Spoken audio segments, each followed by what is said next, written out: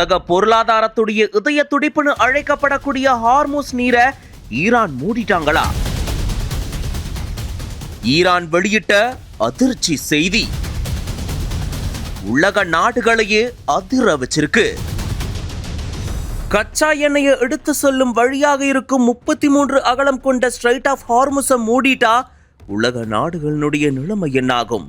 விரிவா இந்த வீடியோல பார்க்கலாம். ஈரானோட கட்டுப்பாட்டுல இருக்கு ஸ்ட்ரைட் ஆஃப் ஹார்முஸ். இதுதான் இப்போ மூடிட்டதா ஈரான் அறிவிச்சிருக்காங்க. ஹார்முஸ் நீரிணைய உலகத்தினுடைய பொருளாதாரத்தினுடைய இதய துடிப்பு அப்படின்னு அழைக்கலாம். 33 கிலோமீட்டர் அகலம் கொண்ட நீரிணை வழியா செல்லக்கூடிய போக்குவரத்து ஒரு நாள் நிறுத்தப்பட்டா கூட உலக சந்தையில கச்சா எண்ணெயுடைய விலை தாறுமாறா உயர்ந்துடுமா. இது உலக நாடுகளுடைய பொருளாதாரத்தை முடக்கும் வல்லமை உடையது. ஈரான் இந்த நீரிணையை மூடிவிட்டதா அறிவிச்சிருக்கு. இது உலக அளவுல பெரும் பரபரப்பை ஏற்படுத்தி இருக்கு.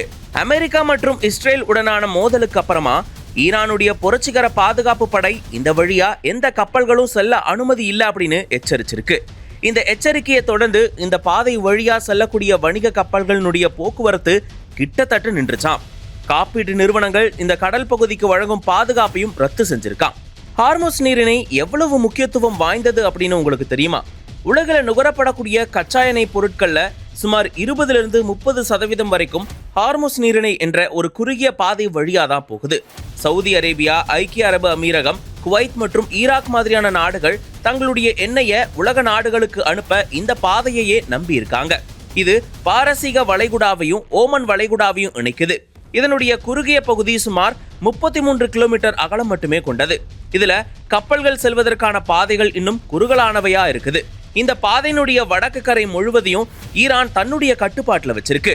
ஹார்முஸ் நீரிணை வழியா செல்லக்கூடிய போக்குவரத்து ஒரு நாள் நிறுத்தப்பட்டா கூட உலக சந்தையில கச்சா எண்ணெயுடைய விலை தாறுமாறா ஏறுமா. இது உலக நாடுகளுடைய பொருளாதாரத்தை முடக்கும் வல்லமை கொண்டதா இருக்கு.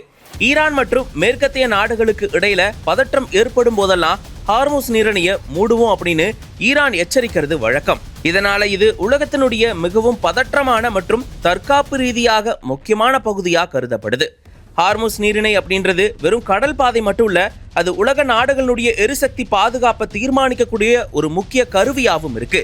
ஹார்முஸ் நீரிணை சட்ட ரீதியாகவும் நடைமுறை ரீதியாகவும் இதனுடைய கட்டுப்பாடு 2 வகையாக பிரிக்கப்பட்டிருக்கு.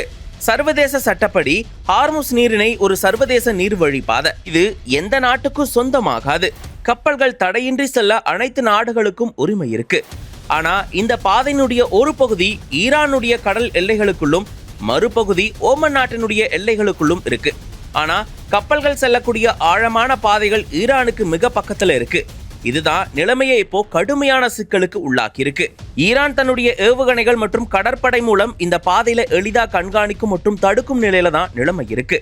ஈரான் இந்த பாதையை மூடுவதா அறிவிச்ச உடனே உலக சந்தையில கச்சா எண்ணெய் விலை ஒரே நாள்ல 5% மேல உயர்ந்திருக்கு.